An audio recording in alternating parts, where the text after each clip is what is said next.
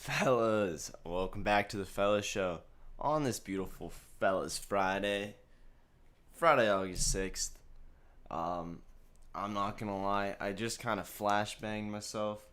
We have these little lights we were considering using, and they're super bright. And I was trying to get it set up in a fashion maybe that it would illuminate my face. I just looked directly into it, so I'm a little bit blinded at the moment.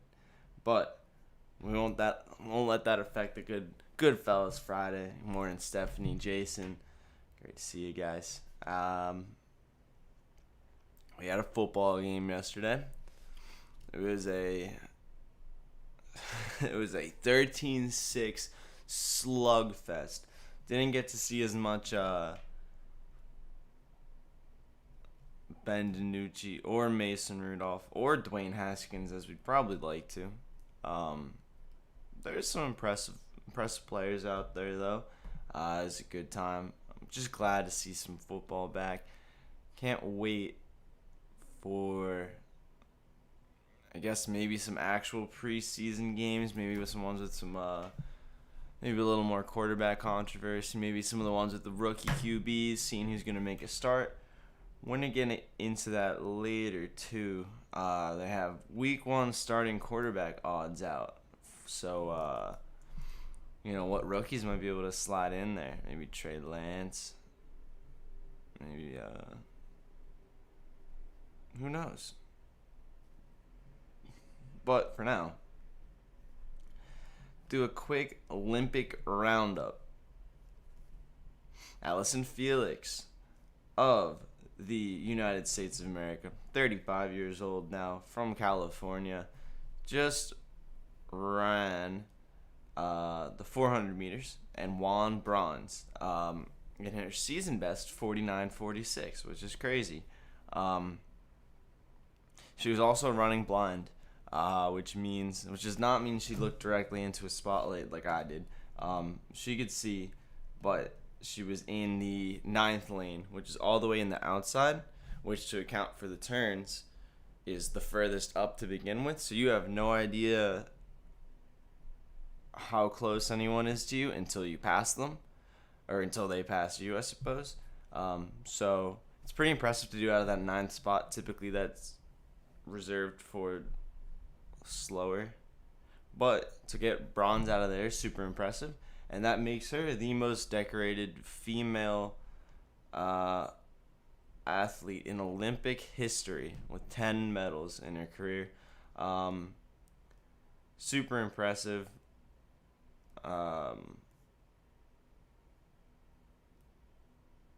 This was her fifth Olympics. She finished second in the event in the trials, and she just kept getting better and better in Tokyo. This is the first time she's gone under 50 seconds in the 400 since she became a mother in 2018. So congrats for that too. Pretty sweet. Yeah, there's not much. So she won an Olympic silver when she was 18. And then she ran for USC for a while. Came back, just kept popping around. Then in 2018, when she was pregnant, they found out she had preeclampsia, which is a pregnancy condition which affects your blood pressure and can be fatal. And she had to undergo an emergency C-section. So after all that, to come back 3 years later and win a bronze at the Olympics is super impressive. An amazing story. Super inspiring. Awesome to hear.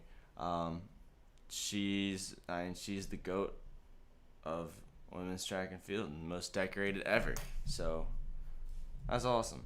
That was her fifth and final Olympics though. So she's all done after that. We also have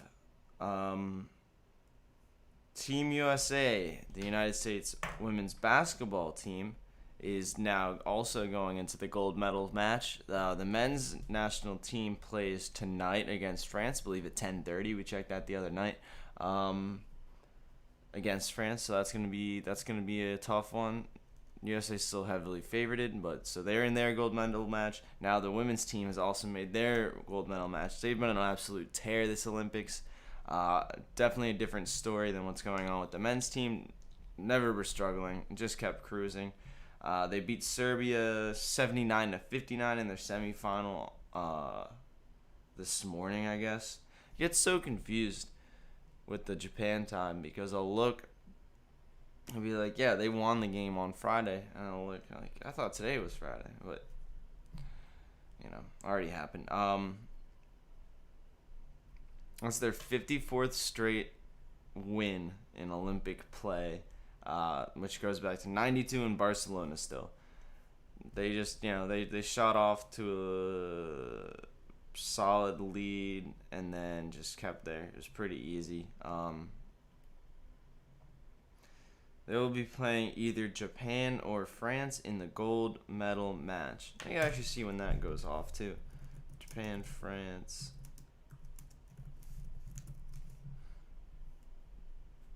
Is that going on right now?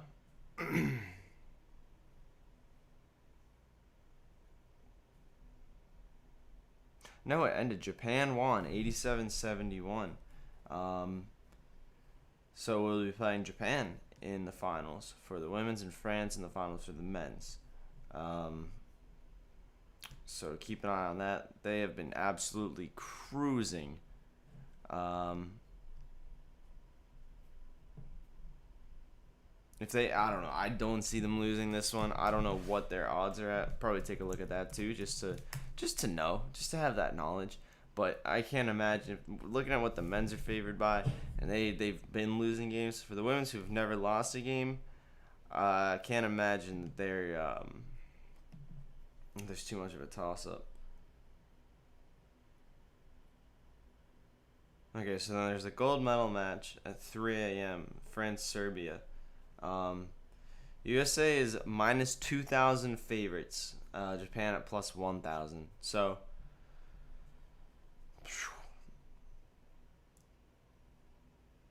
I feel like they're probably gonna win that one. Then I feel like that's if Japan wins it, they're gonna be paying out quite a bit of money. Jeez, that's crazy. I didn't think it'd be that big. Minus 2,000 is nuts. But yeah, USA Japan. That's tomorrow at 10:30 p.m. Sweet.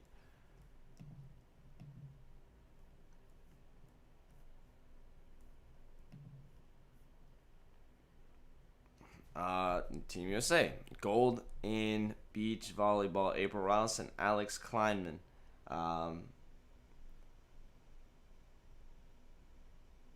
They only lost a single set throughout the tournament. They won against Australia 21-15 and 21-16 and 2 bang.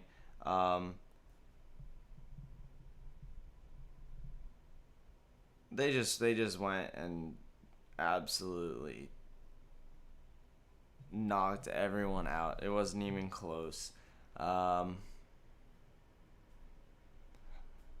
was tough. This is actually the hottest Olympics ever. I know yesterday we talked about how the women's soccer game, the gold medal match, had to be moved because of the extreme heat in the in like proper Tokyo in the city. So I had to move it out somewhere else. I guess it was a little cooler, but it's crazy humid, getting up to like 100 degrees. So everyone's been pushing through all of that, and we grabbed gold in the beach volleyball for the women. So that's awesome. I don't know. I'm assuming that's kind of some kind of streak, because they're all something. Speaking of streaks, we're about to end one that's not great. USA men have never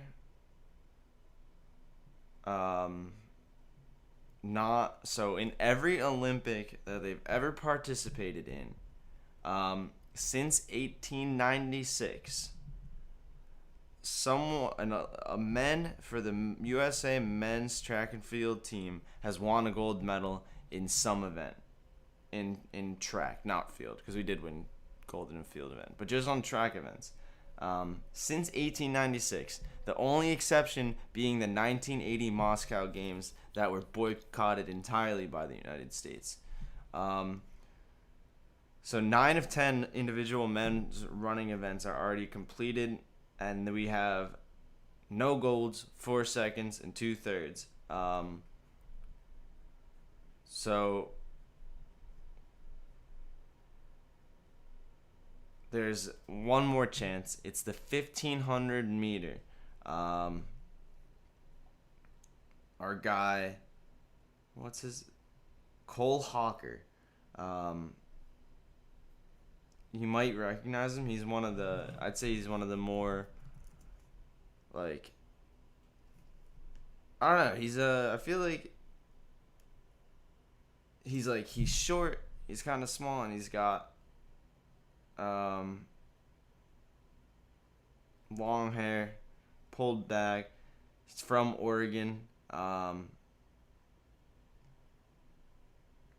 it's all on his shoulders to win a gold, so we don't get completely embarrassed and break the whole streak, because you can never go back and undo a streak that started at the beginning of our Olympic history.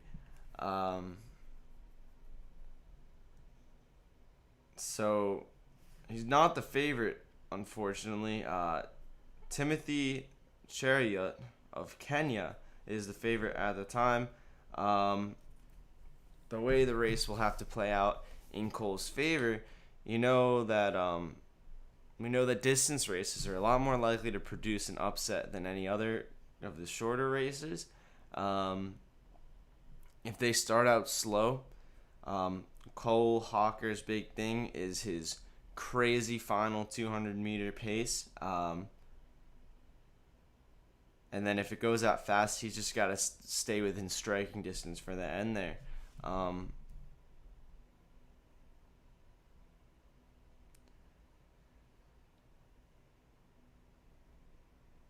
Yeah, it has not been going well. Every single twist and turn for the men's track team has just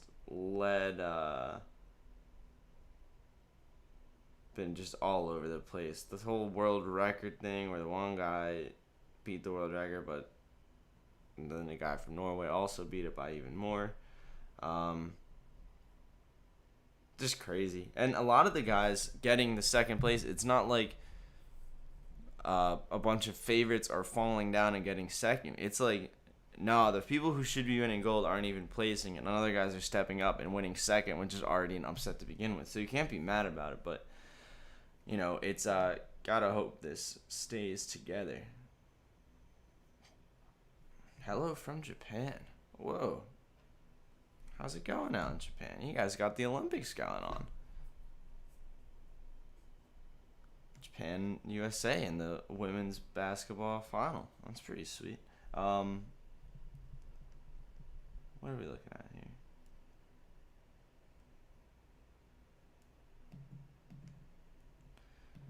Got a gold in wrestling. Gable Stevenson in the last second victory.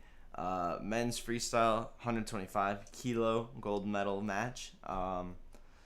Defeated Georgia, not the state, the country. Gino Petriashvili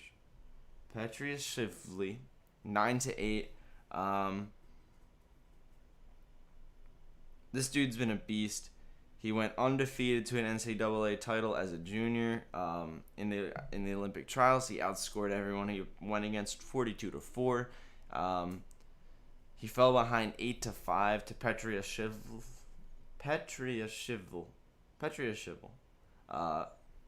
who was a bronze medalist in 2016, top seed going into Tokyo. In the last 6.5 seconds, brought it to 7-8, and then scored another for the comeback. It's pretty sweet. This guy's a beast, clearly. Now gold medalist and NCAA champion, undefeated in that. Absolute beast, get that gold. Um, Also, another gold medal for the U.S. in the pole vault. Katie Naget. She's had a very, very interesting journey to get to the Olympic women's pole vault final. Um, so the way it typically works for most of these jumping events is for high jump, pole vault, and that kind of thing, you get 3 attempts at each height. So there's the opening height. She completely missed the first 2 attempts, just did not even get over. So if she missed the third one, she's out and does not even get any mark for a height, because if you can't get the opening height, you don't get any height on your actual results. It's the opening height is 15 feet 9 1/4 inches tall. So then she cleared it on her third try. She managed to lock in, shake off those first 2, lock in. Eventually, they go back and forth, keep moving it up until they get to 16'1". She was the only person to clear it.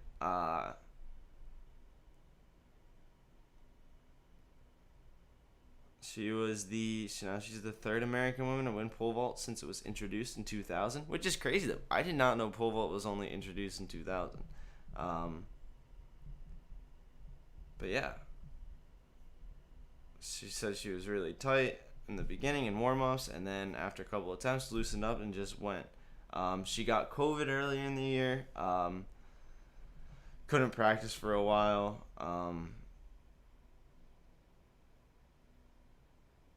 Then she was going to a meet in May and found out that all of her vaulting poles snapped in half while they were driving. But then it ended up helping her out later on because she tried out a bunch of new poles and found one she really liked. And then she had food poisoning in July, which would be the main time you'd be practicing before an Olympics that starts in August. And then went to the trials, won with our lifetime best of 16 feet 2 3/4 inches. It's the best jump in the world this year.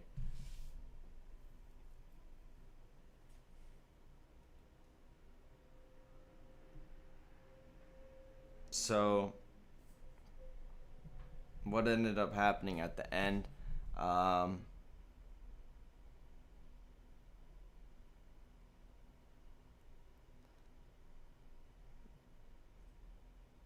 so what's her name?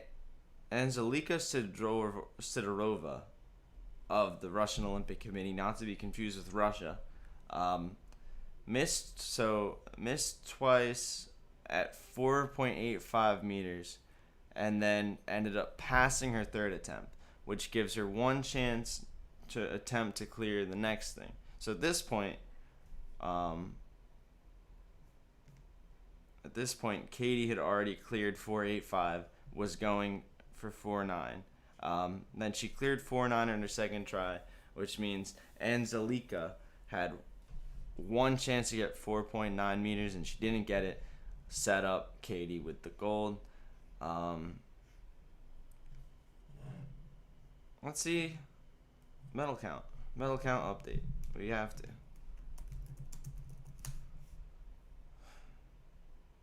Okay, so China still leads in gold medals with 36, then the US with 31, then Japan 24, Great Britain 18, and the Russian Olympic Committee, not to be confused with Russia, at 17. United States still lead in overall medals with 98, China in second with 79, followed by Russian Olympic Committee with 62, and then Britain after that 58, then Japan 51. So still 5 behind in that gold. I don't know if there's even, hey, maybe the 2 basketballs, that's 1, 2. Maybe that guy in the 1500, that's 3. Hey, maybe we can do it. Maybe we can make the comeback, make the bounce back. Hopefully. If not, hey, we still have the total medal count. That's what it's about, right?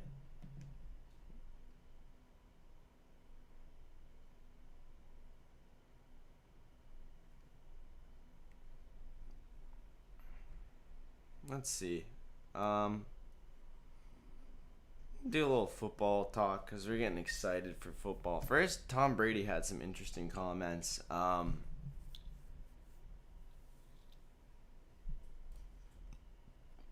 Brady had some issues with NFL players and the NFLPA. Um,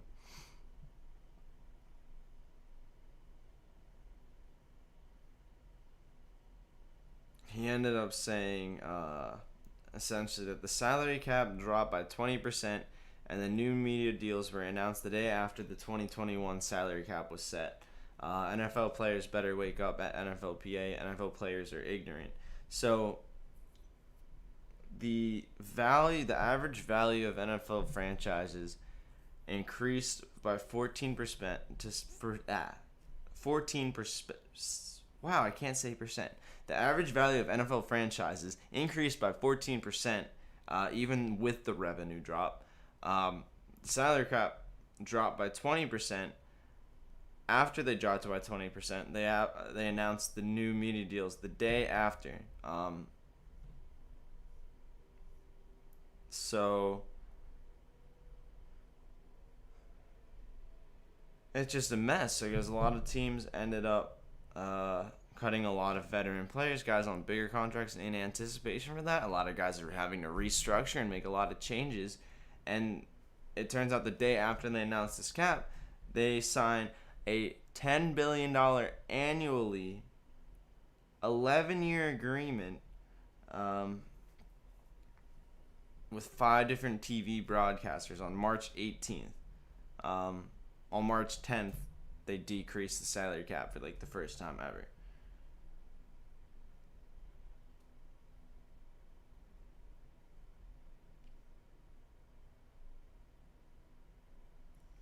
It's just crazy.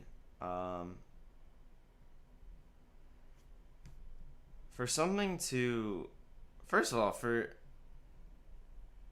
anything to increase in value 14% year over year is wild.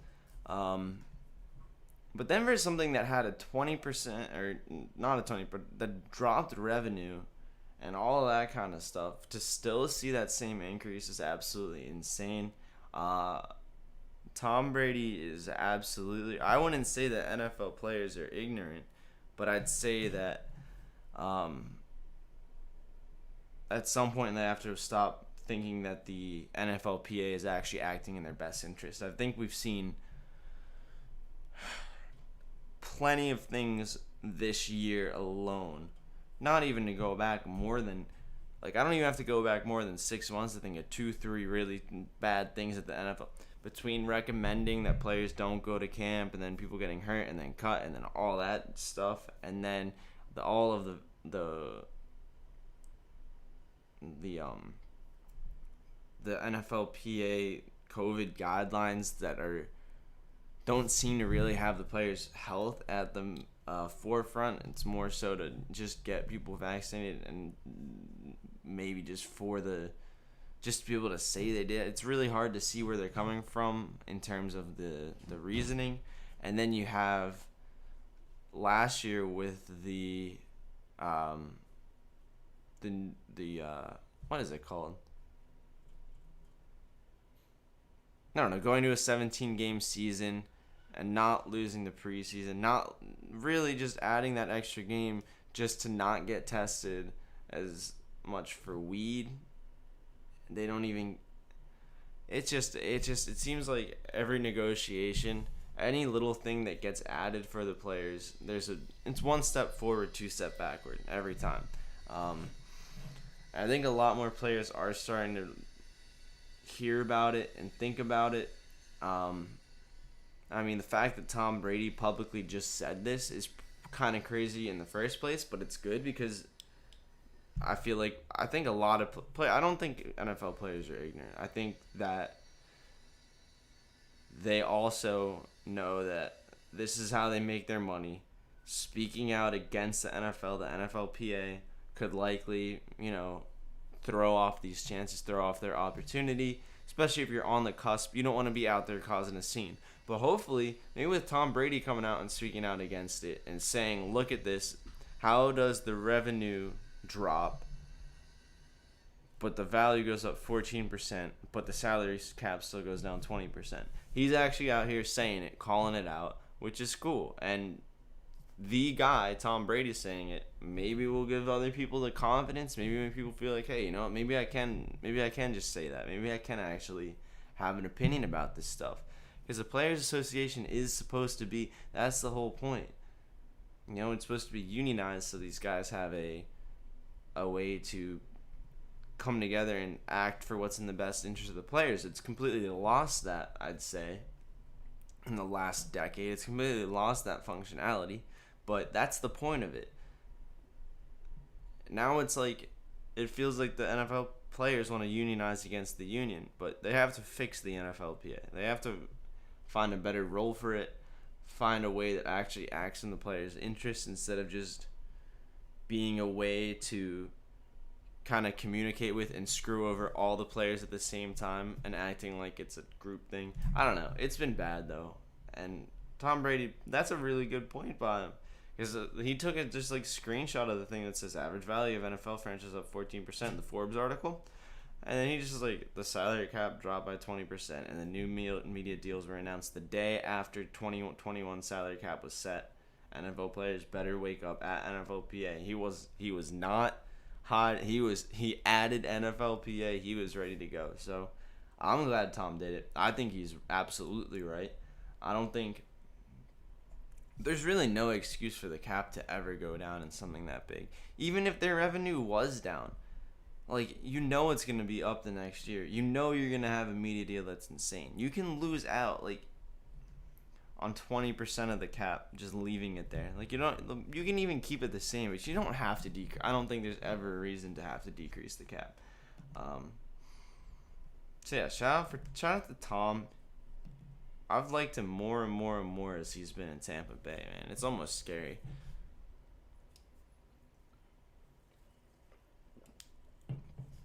I can't believe this is the same Tom Brady that just, like, never said, and it was completely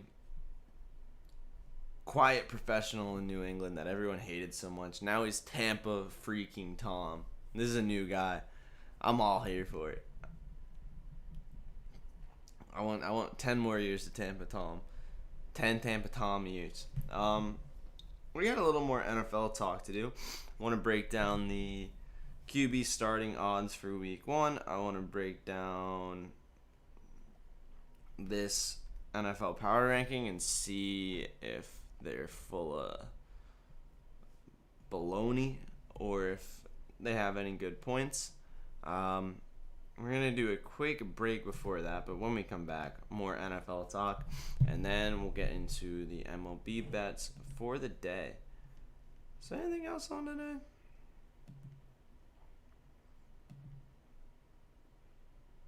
Oh, we do have NFL preseason.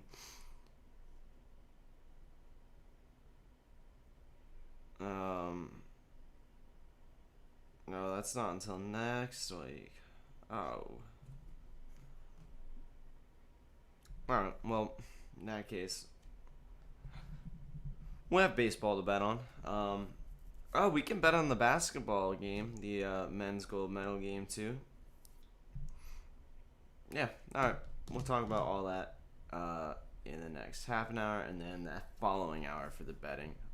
But for now, quick break. We'll be right back.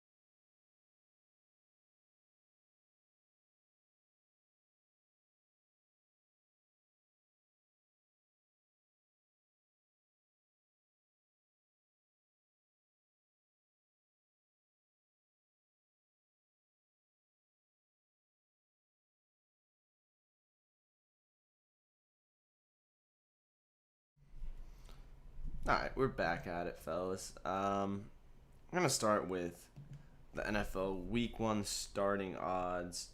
Um,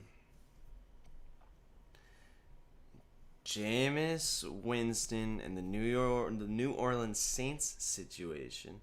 Um, this is definitely an interesting one. Because I think going into the season, with Michael Thomas assumed to be healthy, I think that Jameis was set up for the job. He was getting most of the starting snaps. He was playing a lot of first team in practice. So he had been a huge favorite for most of the summer. His odds have gone down now, though. Taysom Hill has been getting more and more first team snaps for the Saints in camp.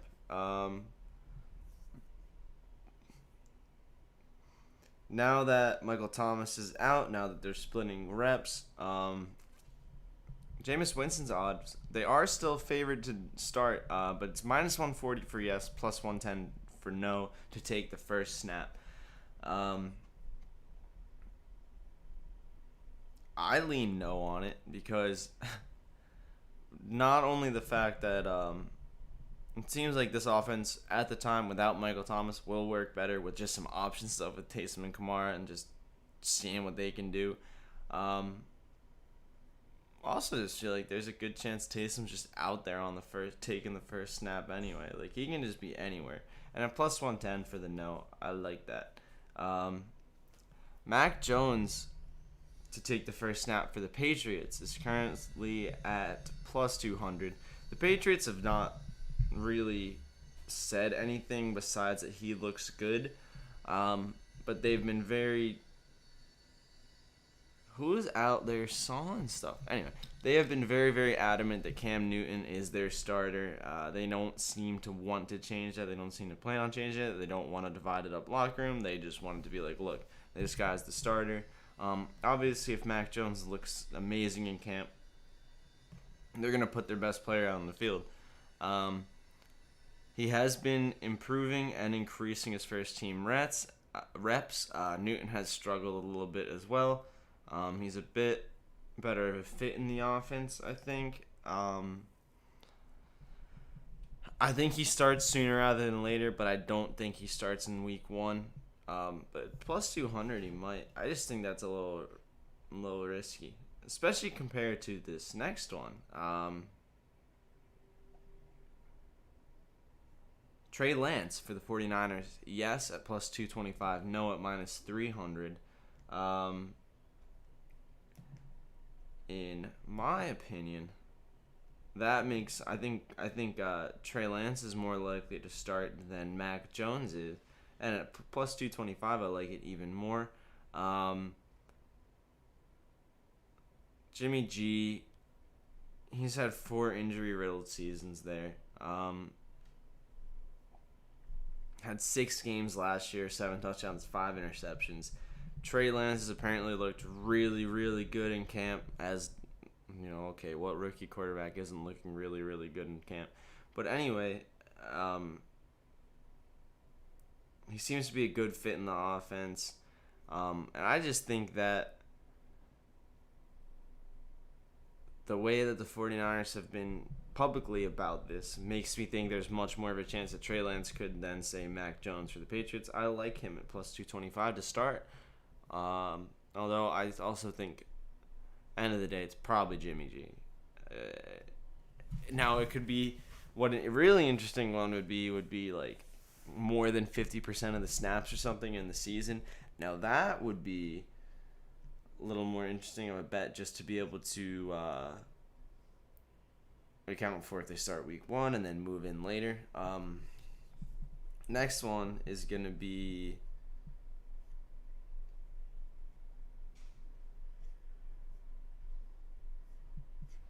the Bears, Dub Bears. Justin Fields in this one. Just like the last couple teams, they're saying Andy Dalton's our guy, but you have Justin Fields on the bench. you have this guy. I really like Fields. I'm pretty high on the dude. I don't like, and I'm also somebody who believes that maybe rookies are better off not jumping in immediately and getting hurt behind what's probably a bad offensive line with a bad offense, because why else would you be getting drafted so early by a good team? Obviously, the exception of this would be Trey Lance with the 49ers. But so I would love for Justin Fields to be able to come out behind a better O-line maybe, but I think he's coming out there. Bears are known to be pretty sketchy about their quarterbacks. I'm not going to lie. I mean, what happened with they made that whole move for Mike Glennon, ended up drafting Mitch Trubisky, made that whole thing about Mitch, and then got Foles, and then they're just always scheming around. So no matter how adamant they are about Andy Dalton, I would not be surprised at all if Justin Fields starts. The one thing I will say is I think Andy Dalton is at least looked better than Cam last year, and then he's been healthier than Jimmy G. He is a Pro Bowler, 3-timer. He was on he was a rough Cowboys team, did not learn that offense with enough time. So he could get that first game nod, but Fields will start at some point in this season. He will.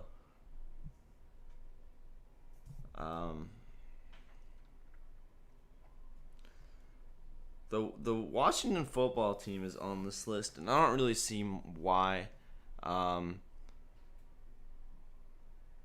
He's at minus 900 for yes, plus 500 for no. I know Taylor Heineke looked great against the Bucks, was the closest team to beating the Bucks in that entire playoffs.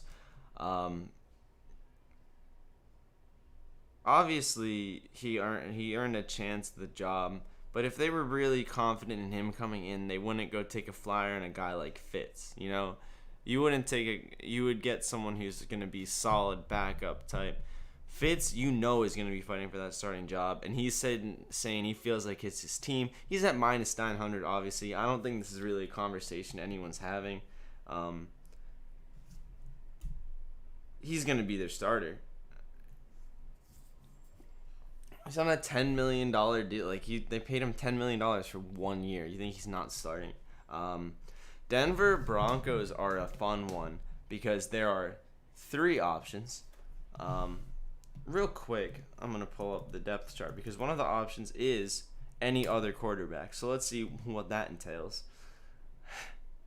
Oh, that's not as exciting as I thought. Is there No? Alright, well, right now, it is this one is the most interesting one by far.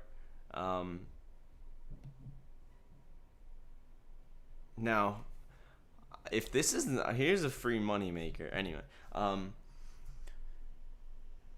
Drew Lock is at plus 120. Teddy Bridgewater is at plus 120, and any other quarterback is at plus 300.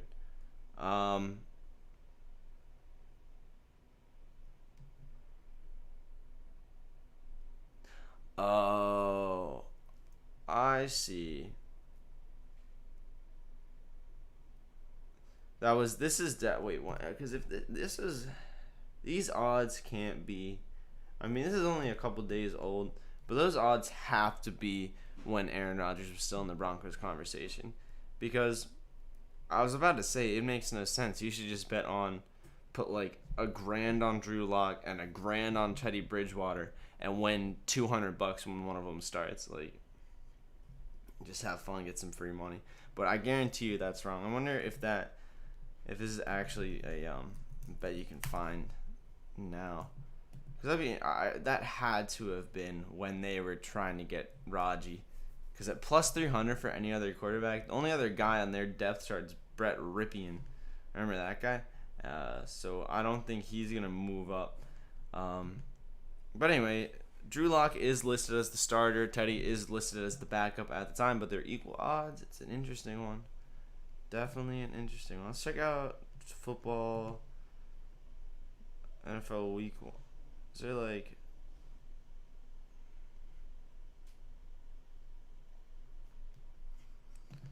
NFL first snap bets?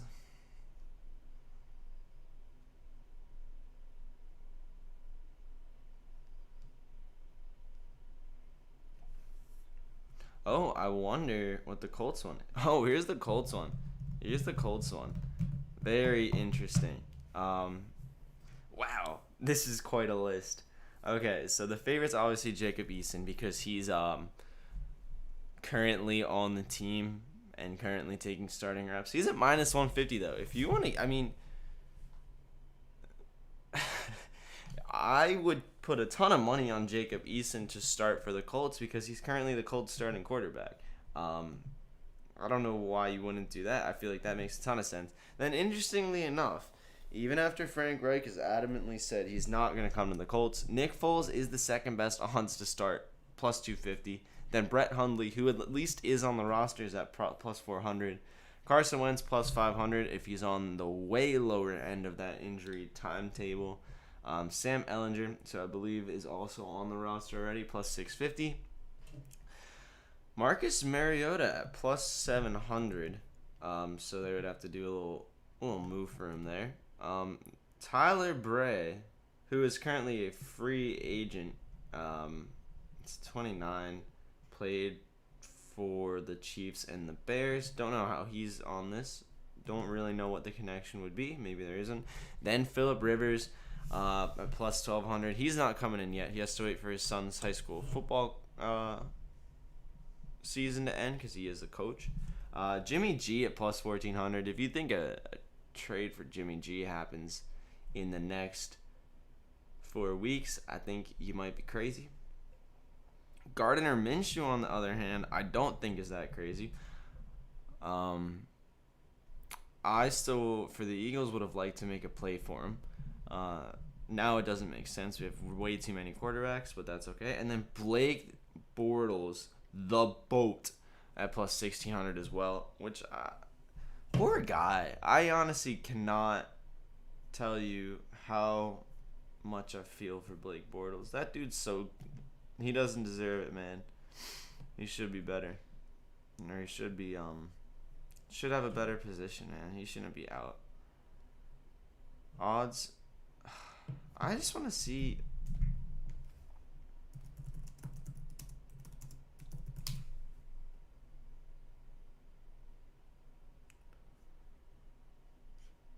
Where can you even make these bets? I always see this kind of stuff, but it's like.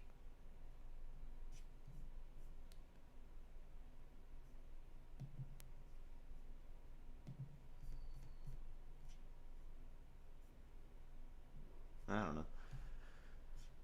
Well, if that one with Drew Lock and Teddy Bridgewater is legitimately both at plus 120 and you can actually find it, please tell me if you found it and then put money on both of them.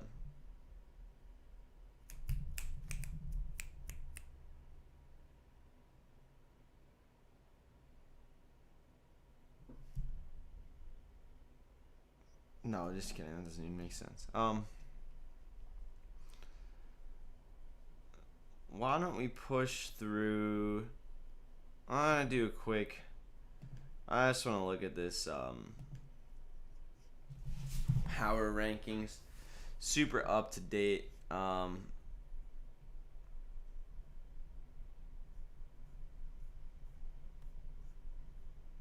right, we'll start at the bottom. 32 Houston Texans. Can't argue with that.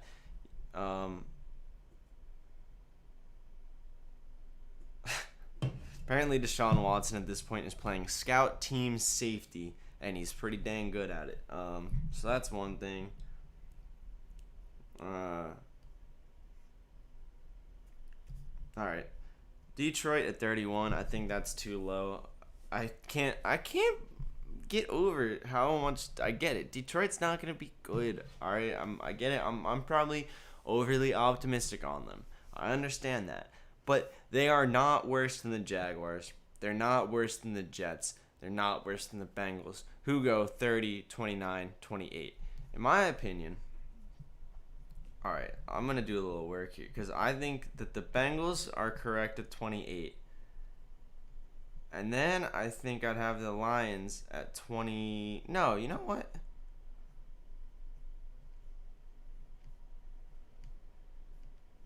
Yeah, you know what? I think I gotta put Lions. The Jets are at 31.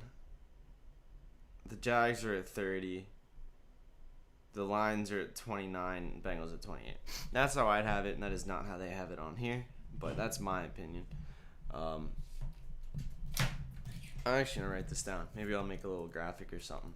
Um,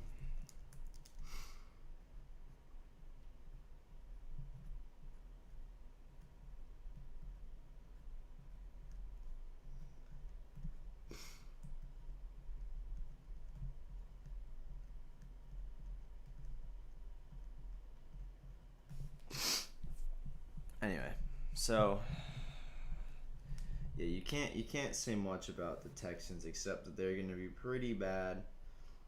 I mean, they have Tyrod, but they're just the drama surrounding. If they just cut ties with Deshaun early on, try to get some draft picks for him, and then went with Tyrod, try to establish like this is the team. We're going with this guy. We're not having Deshaun Watson with all of his allegations against him. Not saying he's guilty, but it's a distraction to the team. At least come in and play practice squad safety. Like, what's the point?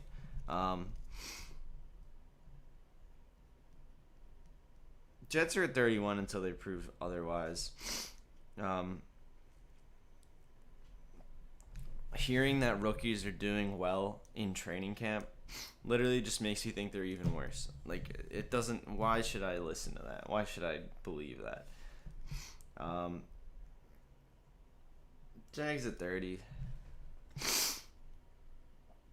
They're not. I can't. This blurb says Carson Wentz's injury opens the door a bit for the Jaguars. Steven, you should be livid at hearing that. Like, yeah, okay. Well, yeah, it opens the door in the sense that the door before was a brick wall, and now it's a drywall wall. Like, okay, maybe you can bash through it if you hit it hard enough. Jeez, that's the stupidest thing I've ever heard.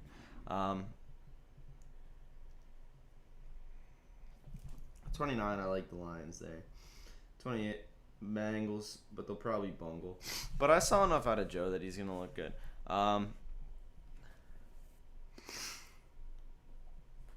The Eagles are at 27. So now we have, what's it called? Oh, two guys.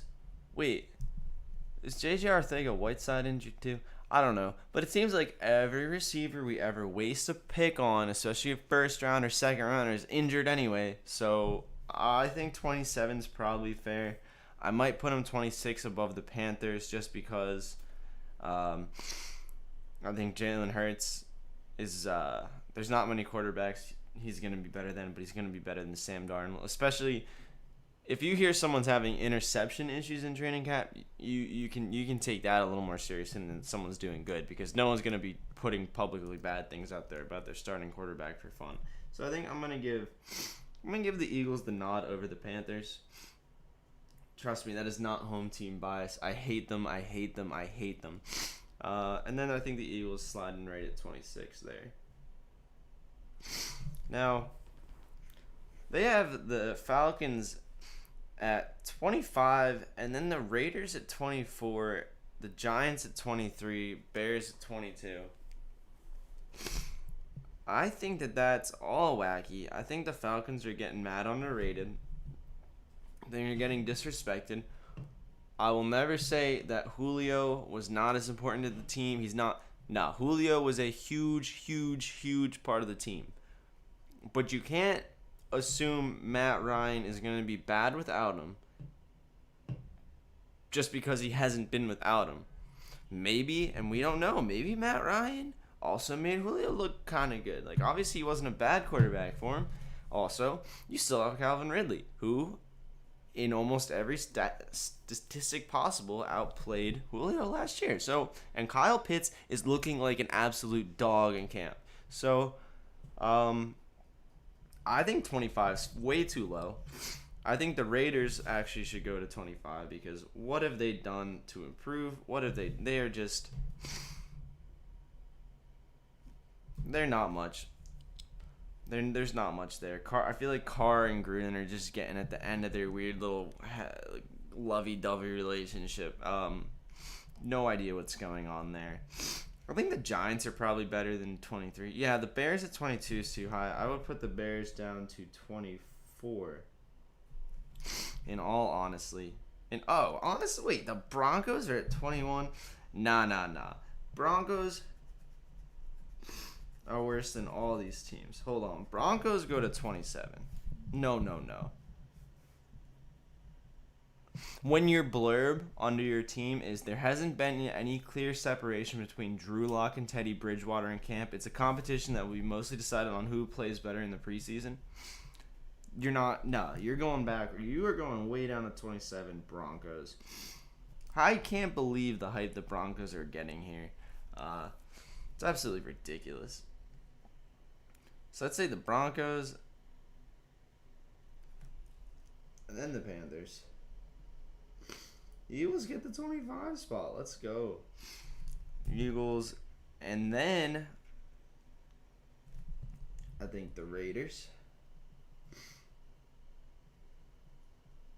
Bears.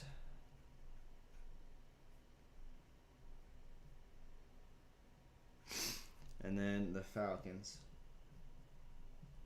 Then the Giants. The G-Men. And this will be interesting because now it's going to be like now it's going to be NFC Eastville. Because on this list, 20 is Dallas, the 19's football team, 18 Cardinals, 17 Vikings. This is where it gets a little more fun. Wow, the Dolphins are high up. Wow, the Chargers are high up. Wow, the 49ers are high. All right. No, this is getting a little all right. They are getting a little crazy here, I got to say. Cowboys at 20, I think, is all good. I think the Washington football team and the Cardinals and the Vikings all potentially can move up. I think the Saints got to move down a little bit. I think the Pats have to move. Pats are at 14. All right, that's hoopla. The Patriots, I'm going to be honest. The Cowboys, I hate. Cowboys are looking better than the Patriots. Like, what? They have Dak Prescott at least, and they still have Zeke. Like, what are you talking about? Patriots and then the Cowboys. And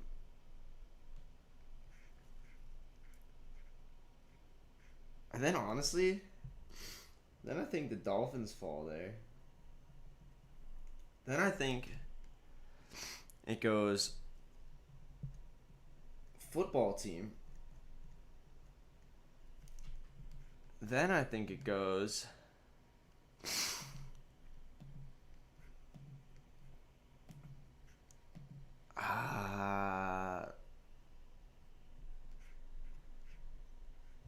Pats, Dolphins.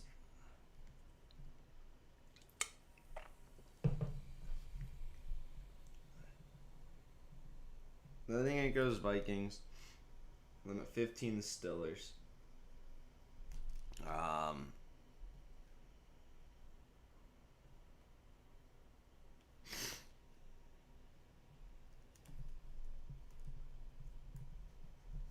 No, I'm sorry. I ended up skipping the Saints too. So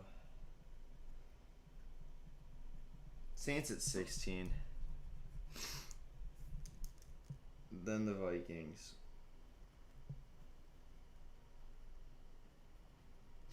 Steelers. What did I do here? I messed something up. Oh, yeah, no, but this is fine. Because then I wanted the Cardinals were way disrespected here. Cardinals at 13. Had them at 18? Come on. That's ridiculous. All right, now we're into the top 12. They have the Chargers at 12, which I think is a little high, but I also think I would put the Chargers a little too high too, so I actually agree there. Browns at 11. Titans at 10, way too low. Seahawks at 9. Depends how the rest of it goes. But all right, we're just actually gonna have to look all the way to the top.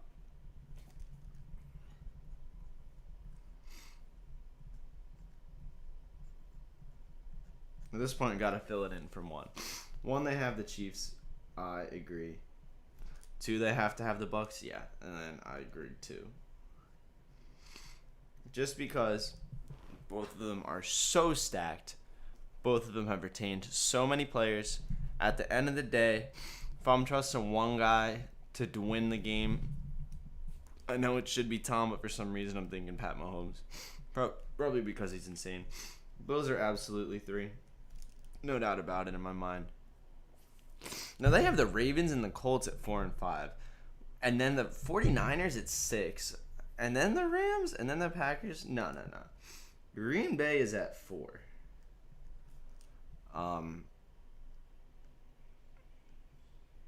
I think Seattle. Nah, you know what? I think Tennessee should be at 5.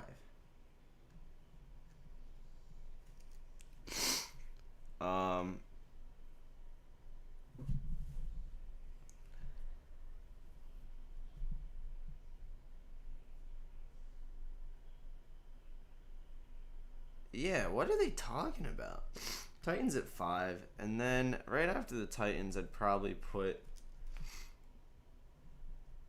Seahawks on account of Russell Wilson's existence. Then I'd put the Rams. Then I'd put the Browns. And around 9 is probably where I'd end up putting the Ravens. Like, what are we talking about here, guys? And then 49ers, and then Colts, and then Chargers. There it is. My power rankings. I'll make a little thing for this. Maybe I'll tweet it out. I don't know. But my official power rankings go as follows: Chiefs, Buccaneers, Bills, Packers, Titans, Seahawks, Rams, Browns, Ravens, Niners, Colts, Chargers, Cardinals, Steelers, Vikings, Saints, football team, Dolphins, Cowboys, Pats, Giants, Falcons, Bears, Raiders, Eagles, Panthers, Broncos, Bengals, Lions, Jags, Jets, and Texans. That list sucked for them. Maybe I'm just a crazy, incorrect boy, but that list was bad. Any tissues in here? Alright, well, I'm going to go to a quick break. After that, we'll do MLB bets, and then we'll be done for the day. Be right back, fellas.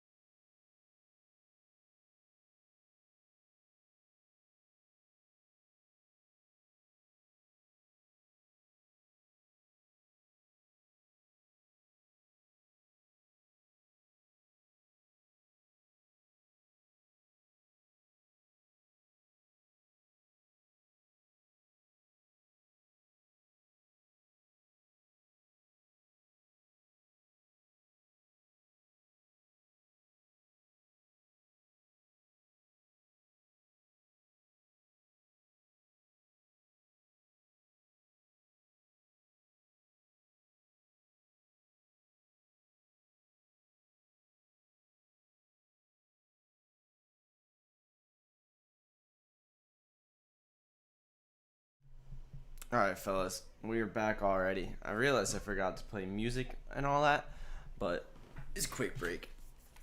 We already have a sticky note for the day.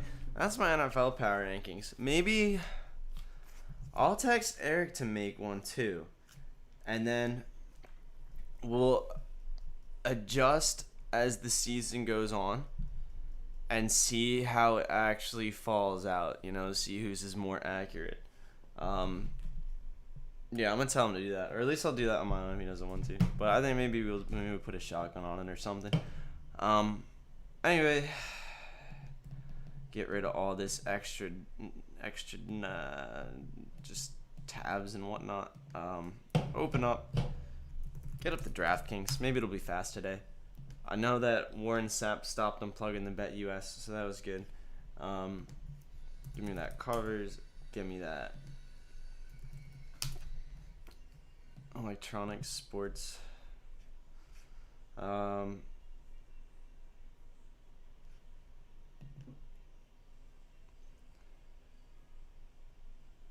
How do I look at this?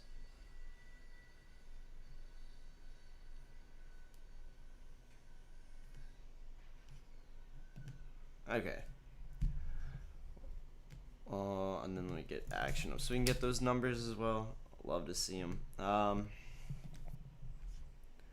We got 1, 2, 3, 4, 5, 6, 7, 8, 9, 10, 11, 12, 13, 14, 15 games today. Oh boy, it's a big one. It starts out at 2:20 p.m. Only day game today. The Chicago White Sox stay in Chicago, but are away against the Chicago Cubs. Lance Lynn pitching for the Sox. Kyle Hendricks for the Cubs. White Sox coming in as a favorite as expected at -165. Cubs getting +145 at home. Over under set at 9. What are these pitchers up to? Well, Lance Lynn is good, to put it easily. 2.07 ERA, 1.05 WHIP. The dude is 4-1 in his win-loss. Away record even. He's 2.63 away. He's very, very, very good. In his recent games, he's been pitching 5, 6, and 7 innings. No decimal points in there. Just clean. Love to see it. He's let up 3, 1, 1, 1, 1, 1. 3 against Cleveland. Now, has he pitched against the Cubbies this year? Doesn't look like it. Dude does not let up runs, though. He does not. He's let up more than one run over, 5, 10, 11. In this entire season, he's gone for more than 1, 2, 3, 4 times. And he has, how many starts here? Over 108 innings pitched. Dude, all right, so first thing to note is he's an absolute beast. Lance Lynn is. Hendricks on the other hand, am I saying? Yeah, Kyle Hendricks. Just want to make sure I was seeing that. Hey, breaking news. Andre Iguodala, give me Iguodala, returning to the Warriors on a 1-year deal, intends to finish his career as a Warrior. That's cool. Good for him. Good for the Warriors. They had a good time there. Hendricks is also a really good pitcher. Not like really, but not as good as Lynn, but he's pretty good. 3.71 ERA, 1.27 WHIP. See what he's been doing, because this could be a first 5 under type of situation, for sure. 3.71, 1.27. At home, he's actually a little bit worse. It's always so confusing when you see that, but see, he's just not as oh god, it was so nice looking at Lance Lynn's numbers. They were just so consistent. He's not good for that many though. Assuming that has he pitched against the Sox this year? No, he has not pitched against the Sox either. Okay, but he's normally 3.0727, 1.6133, 3.32, 0.041, He's all over the place. Has been pitching a little bit better as of late. His ERA is down to 3 in just July. Hasn't pitched since July or since August started.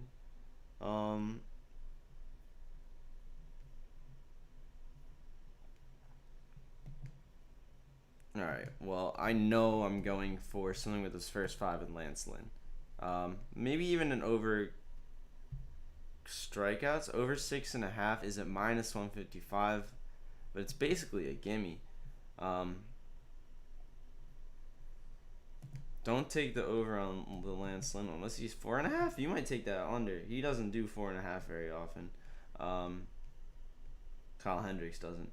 See, in his recent, he's gone 3-4, 3-4, 1. 3-4, 3-4, 1, 5, 4, 5. Okay, so he was on a bit of a streak. He was a lot hotter on his strikeouts early in the year, but he was also letting up a lot more runs. Dude, I don't want him involved in the bet at all. Um,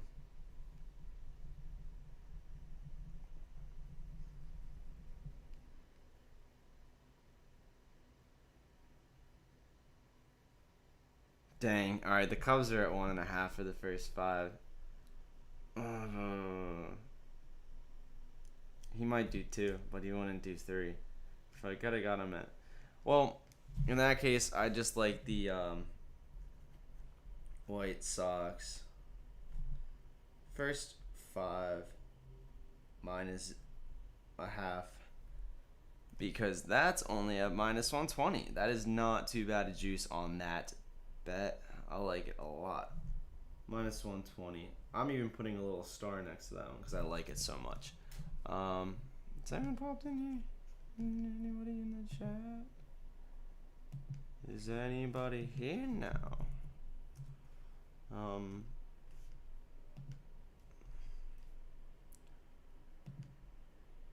We'll move on to the next game of the day. We'll just blow through these. Just doing my research, you know. Mets, Phillies. The Phillies were hot in their series against the Nationals. Now they're back home where they're supposed to be good, and they are good on the road. They are slight favorites against the Mets. Kyle Gibson pitching for the Phillies. Marcus Stroman for the Mets. Money lines at 115, -115 for the Phils, -105 for the Mets. Over unders 9.5. We're in Philly. This is a park where batters just bat, baby. We're averaging 9 runs a game. Not much of a difference in over under records. Phillies are doing a lot better in their batting, home runs.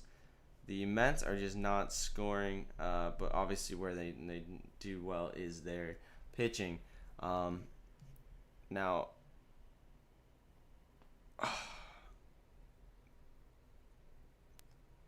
7 of the last 8 games between Mets and Phils at Citizens Bank have gone over total runs. That's interesting.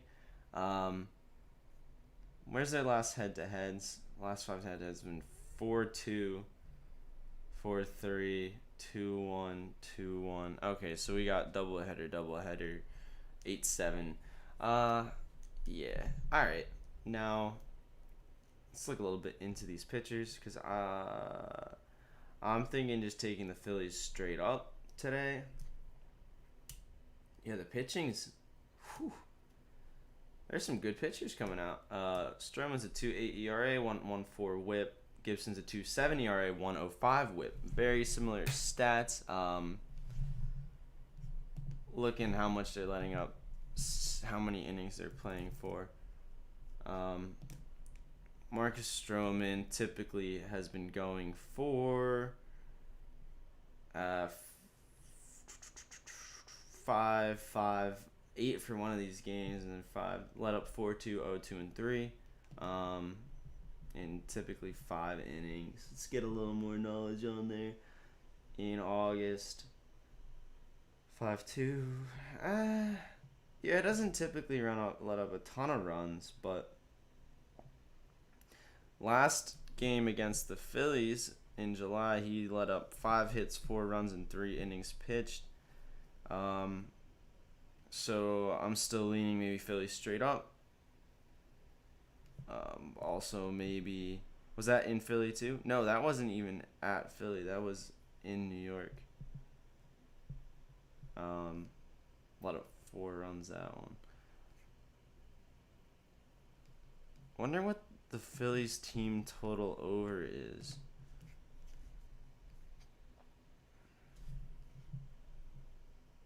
Over 4.5.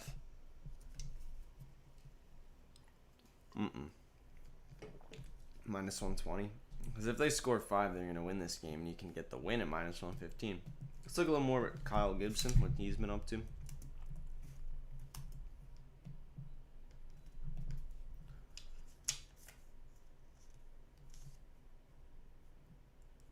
Okay, so this is only his second game with Philly. Second start with Philly.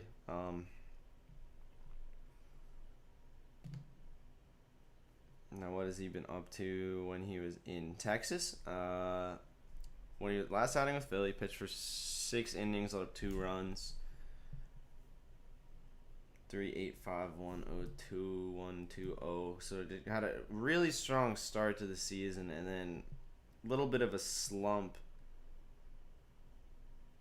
in June. No, in July. Was good in June, and then. Nah, I just like the Phillies here.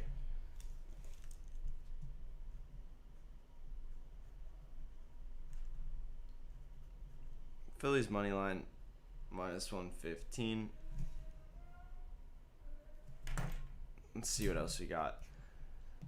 Keep that one simple. Rays of Tampa Bay going to Baltimore to play the Orioles and John Means. Ryan Yarbrough pitching for the Rays. Rays are the favorites here on the road at minus 160. Baltimore Orioles getting plus 140.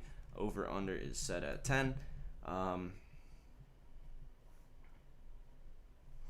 Actually, I feel like the people might be stacking on the Mets. So I kind of want to see if that's true or not. No, there's a slight. It's like 40-60 Philly, so not bad enough to turn me off of it. But nothing crazy. For Rays Orioles, let's take a look at John Means for the Orioles. Judging by these odds, hey, he's pretty good over here. He's a 2.84 ERA, 0.87 WHIP. It was a little bit worse at home, a 5 ERA at home. His recent games has gone for 5 to 6, also a 0.2 of an inning. Let up 1.45, 2 and 3. Interesting. Rays might shell this guy. Let's keep it open to that.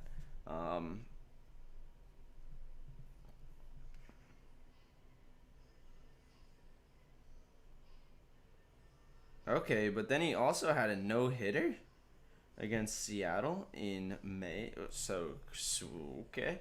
But he has not been doing that lately. And then we got Yarbrough. Yeah, bro. For the Rays. He's a 4.58 ERA, 1.18 WHIP. He actually is letting up a good amount of runs lately. Pitch for 5.7, 5.55. 2.57. Yeah, you know what? This dude. Just if it wasn't the Orioles, if it was anyone else, I'd be like, oh, this guy's gonna get rocked. Maybe if they take a first 5.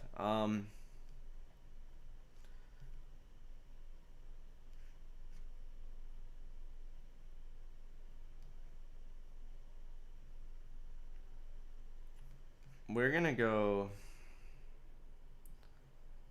Over 10 is so high, and that means the team total for the Rays is probably 5.5. Yeah, 5.5 at minus 115. Jeez.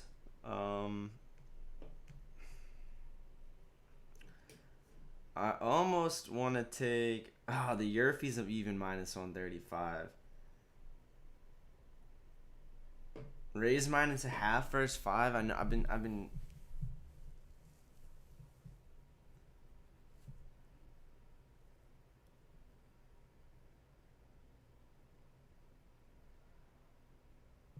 I'm gonna go. I think just the first 5 over makes a lot of sense here.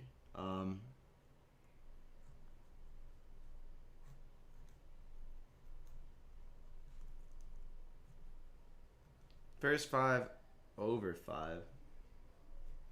One of these guys is gonna get shelled because one of the pitch for the Rays isn't that great, and then but the Rays bats are really good. Pitch for the Orioles is pretty good. I'm sorry, yeah, but the Rays bats are really good. Orioles bats aren't good. So one of them I think is gonna just go crazy. One of them is gonna get at least 3, 4. Other one should be able to score something in the first 5. But boy, have I been wrong about that before.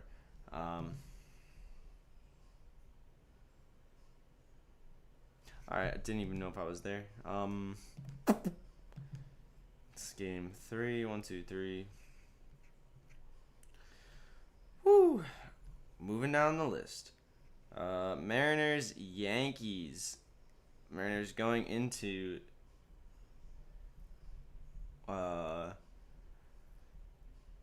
New York to play the Yankees. Peralta pitcher for the Yankees. Marco Gonzalez for the Mariners. Yankees are the favorites at -180. Mariners getting +155. Over unders 10.5.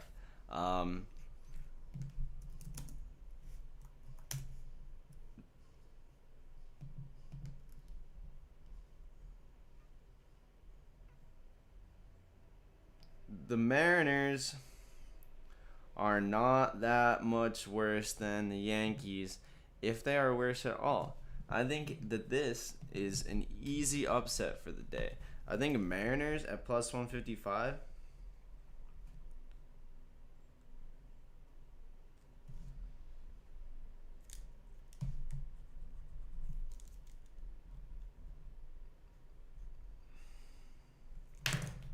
Unless I'm really missing something on these pitchers, but it doesn't. Let's see. Gonzalez is a 5.03 ERA, 1.4 WHIP. Peralta's a 5.19, 1.2 WHIP. They're too similar. Seattle, baby, Seattle +155. You take that. You take those, 100% easy any day. 20,000 days a week. That makes it way easier because I'm not diving any deeper. Red Sox going to Toronto to play the Blue Jays. Nathan Eovaldi pitching for the Sox. Alek Manoah for the Jays. Jays favorited -145. Sox getting +125. Over under set at 9. These are some big bats going at it. Not sure what the pitching is looking like. But you have the 4th batting average against the 2nd batting average. First home runs a game against 10th home runs a game. 3rd runs a game versus 8 runs a game. Problem with the Sox is they do let up a lot more runs than the Blue Jays do. They give up a better batting average. They do are very similar in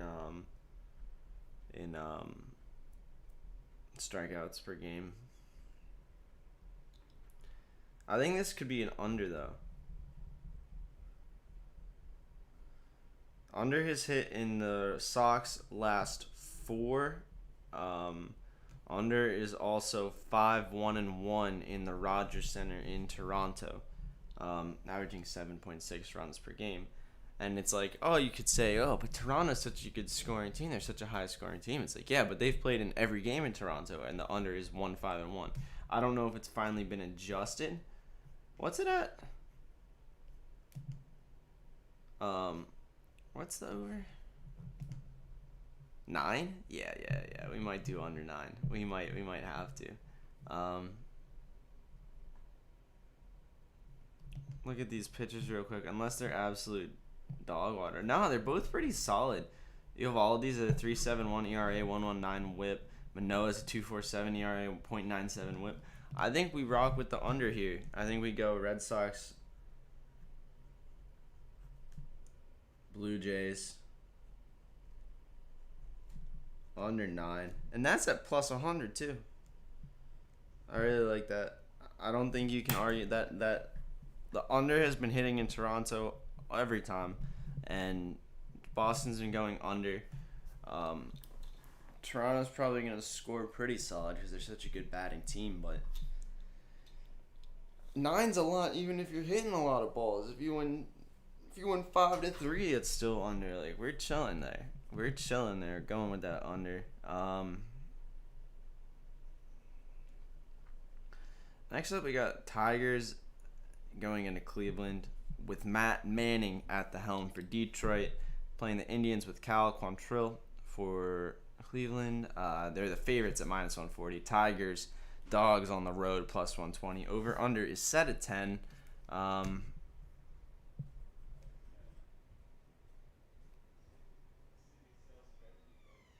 Couldn't tell you where the pitchers are for this. There it is. Manning's a 5.59 ERA, 1.45 for Detroit. Quantrill's a 3.413. So he's a lot better. Probably is why they're getting the nod, because Detroit has been pretty solid lately. Looking at the stats here,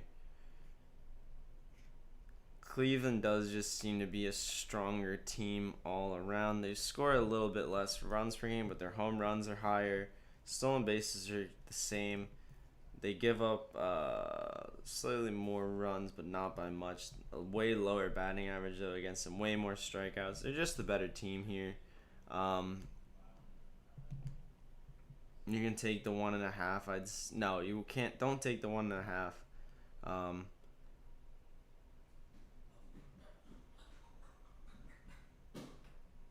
What you could do, maybe a -1 for the push if they lose by that. I don't know.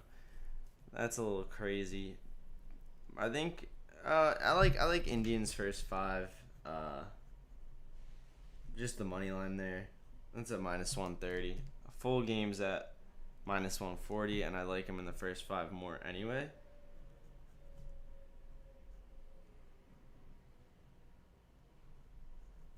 So yeah, I think that's just a simple one. Take the Indians here. Pirates, Reds. Pirates have been doing wacky things that are making me so mad and losing me so much money. The Reds, on the other hand, I've been liking the Reds a lot. They've been on my good side. But the Pittsburgh Pirates are going into Cincinnati today. JT Brubaker pitching for the Pirates. Wade Miley for the Reds. Reds are the favorites, -180. Pirates getting +155. Over under is set at 9.5.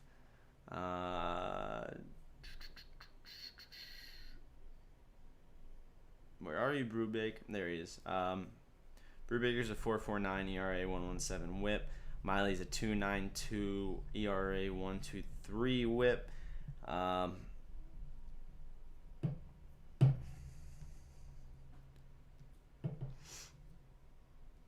Let's get a little. I feel like this one I'm gonna want to get into a little more than I have in the last ones. JT.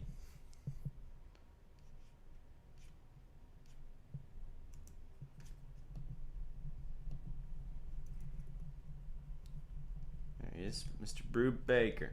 How we doing? He's a 4.49 ERA, 1.17 WHIP, as I said. A little bit worse on the road, 5.26. He's 1-6. His last few, he's been 1, 2, 4, 6, 5-6, 4, 3, 5-6 innings. Not much you can say for his consistency. Tends to lose though. Beat Philly at home. Lost the last other 4 of his last 5. Wade Miley though.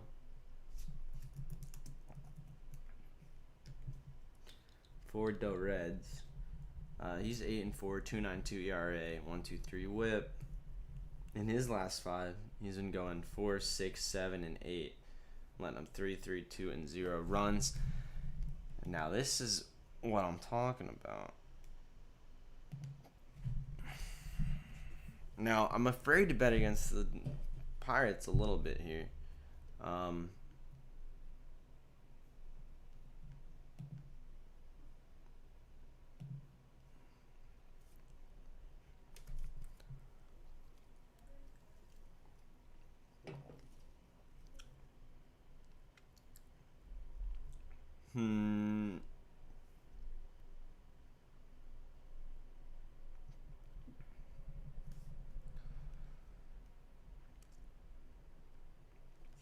Where's the team totals? That's what I was looking at. Pirates team total.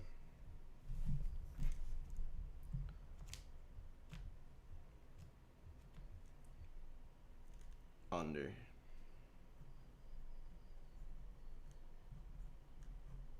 I've never written TTU in my life before, but here we are. At plus 105. I don't know if I'm actually going to place that one, but that's my lean on this game. I think Wade Miley is not going to get got like that. Nationals, Braves. Braves are an easy favorite here first off, just off the bat. But they're at minus 180. Kyle Muller pitching for the Braves. Eric Fetty pitching for the Nationals. They're getting plus 155 on the road. Over-unders at 9. Very excited, bro. Whoa. What happened here? Hold on.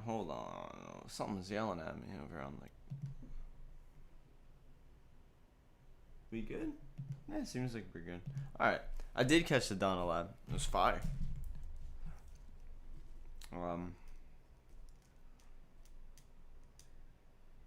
I can't believe that, dude. He's just something else, man. Locking himself in the Superdome to finish it. It's crazy. It's a crazy man. Where are we at here? Hey, Nationals, Braves. Gonna go into these guys. Fetty's a 5.01 ERA, 1.39 WHIP. Muller's a 2.43 ERA, 1.18 WHIP. Has been hot lately. Hot. What's that over under 10? 9.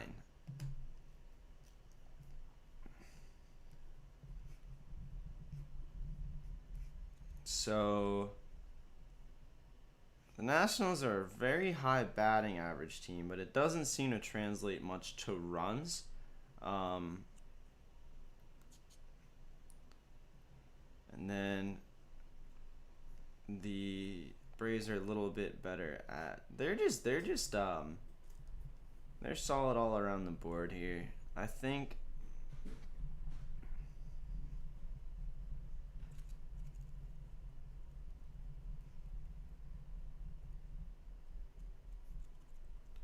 I think this could be a Yurfie type of game. Actually, I don't know what to do here. I'm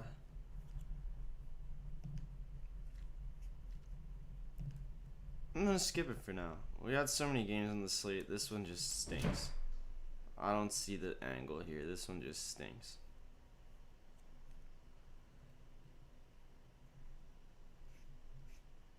I'm gonna move on to Giants Brewers. Here we go. This is a fun one. Two good teams going against each other. Do you want to know what you got to do here? You got to just ride with the Giants. For some reason. All right, well, maybe Logan Webb pitching for the Giants. Corbin Burns pitching for the Brewers. So here's the thing. Obviously, Burns is the better pitcher. He gets the nod for sure.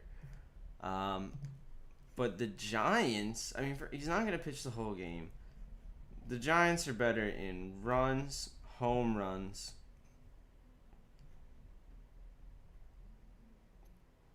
and everything that, basically, anything that the Brewers do poorly, the Giants do better, and everything that the Brewers do really well, the Giants are right behind them.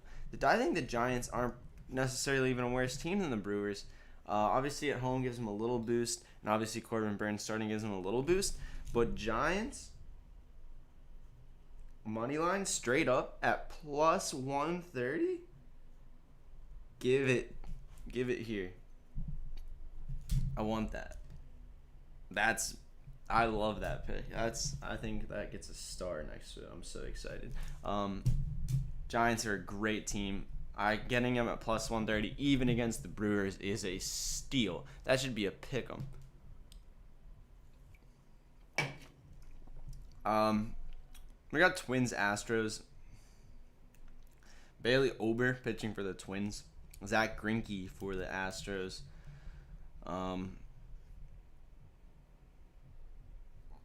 They're both okay. Ober's a 4.94 ERA, 1.27 WHIP. Greinke's a 3.65, 1.16.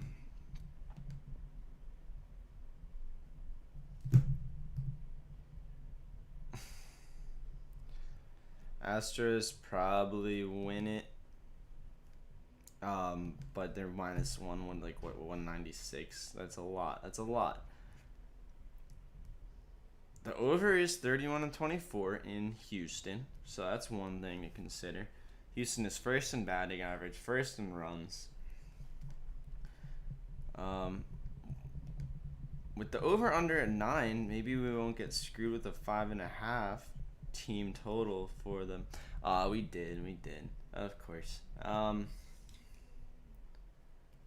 on.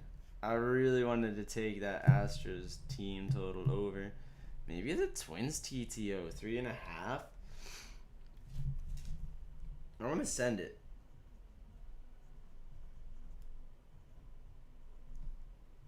-120. Might not be on the VIP slate, but something I might place myself just for fun.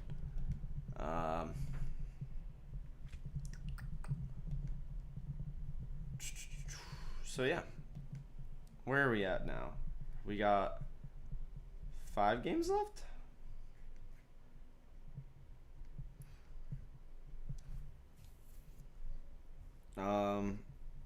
I think we're gonna have to make up a little parlay.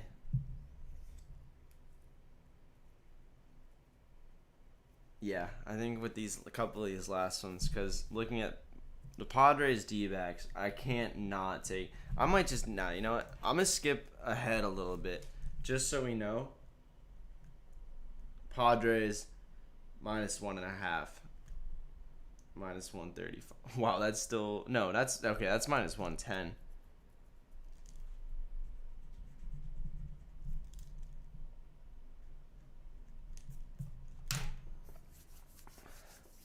And I have a plan for this. I think I'm gonna do a parlay. I'll have to take a look at the odds, but A's -1, Padres -1. So that way, even if we get a little better odds, but if they only win by 1, it still goes to the push, and then you can win the other leg and still come out with the profit. Right? Because the 1.5, you get screwed in that situation. So I like Padres -1.5 straight up. And then I'm going to say, let's get into it now. All right, now I'm feeling creative. So A's -1 is -220. Wow, that's crazy. Okay, and then Padres -1's 160. That's 133.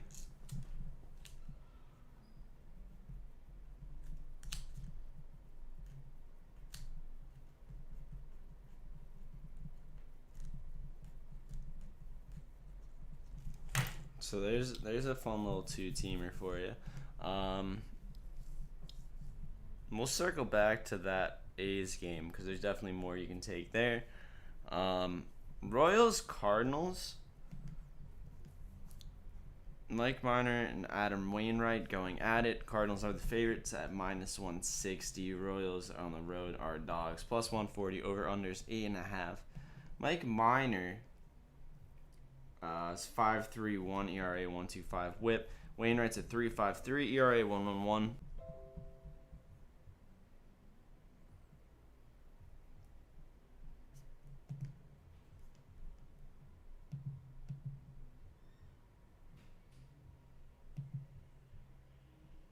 All right, we're back. Okay, cool.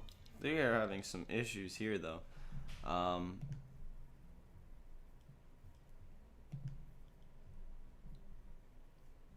Okay, so anyway, we're trying to learn about Mike Minor.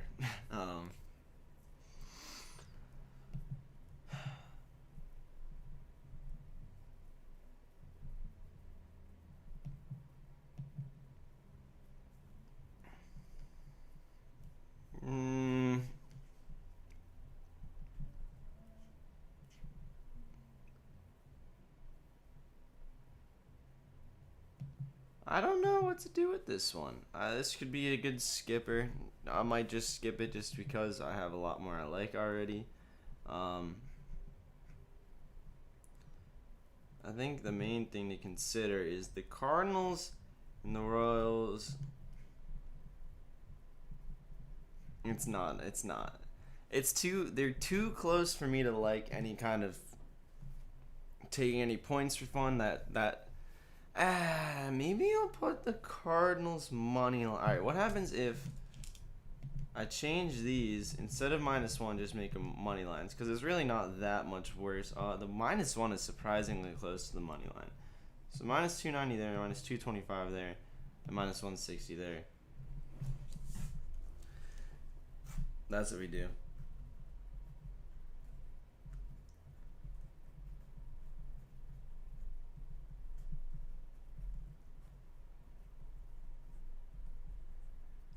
Athletics, Padres, Cardinals at +215.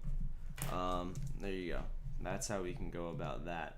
Marlins Rockies up next at 8:40 p.m. Sandy Alcantara is pitching for the Marlins. Germán Marquez pitching for the Rockies. Off the bat, I'm seeing the Rockies getting -160 at home here. Over unders at 10 as well. We all know Colorado gets dingers consistently in Colorado, as does the opposing team. It's average of 10.3 runs per game here. Maybe I'm just tripping, but I can't see. The Marlins are pretty bad, but so are the Rockies. Marlins only have one less win than them. Obviously, they've been on a better. They've been on a better trip. I was hoping there'd be breaking news. They've been on a better tear lately. Actually, they're 5-5 in their last 10. The Marlins are 5-5 in their last 10. I think the Marlins could upset the Rockies here, as much of an upset as that could be. Sandy's not great though. 3-12-1-1-2. We don't have anything listed on covers for Germán Marquez, so we'll have to look at that ourselves.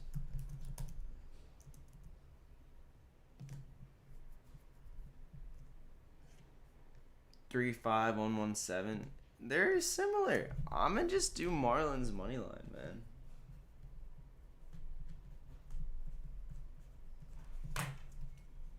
Getting towards the end here now. Already put the A's in that parlay.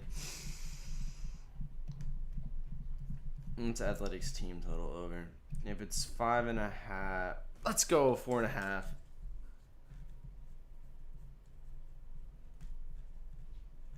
Team total over 4.5.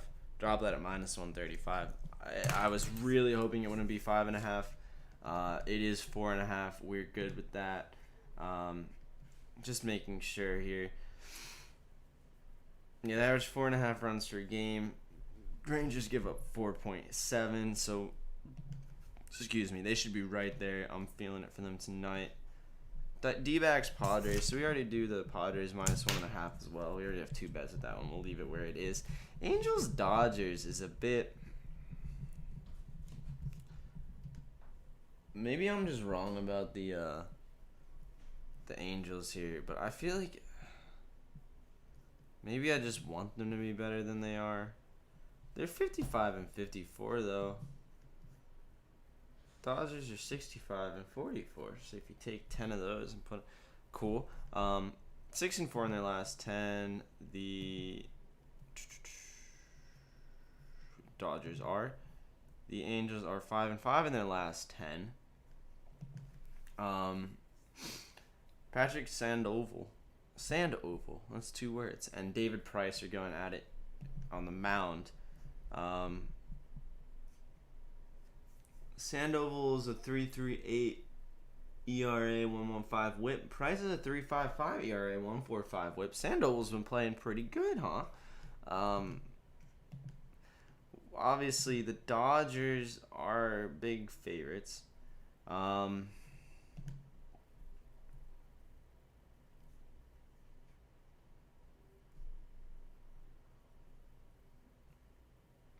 Angels Angels are better bats, though.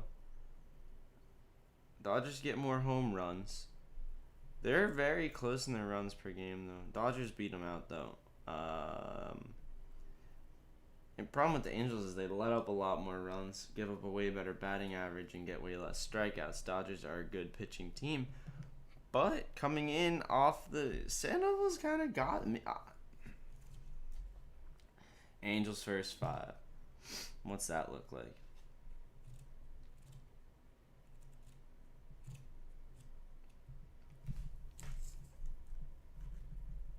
Angels first 5 plus a half at plus 100. There it is. That's the bets for the day. Quick read off of everything. White Sox first 5 minus a half at minus 120. Phillies money line minus 115. Rays Orioles first 5 over 5 minus 120. Mariners money line plus 155. Red Sox Blue Jays under 9 plus 100. Indians first 5 money line minus 130. Pirates team total under 3.5 plus 105. Giants money line plus 130. Twins team total over 3.5 minus 120. Padres minus 1.5 110. Minus 110 that is. Padres, Athletics, and Cardinals money line parlay at plus 215. Marlins money line at plus 140. Athletics team total over 4.5 minus 135. Angels first 5 plus a half plus 100. Those are the bets for the day. Also have my power rankings for the day.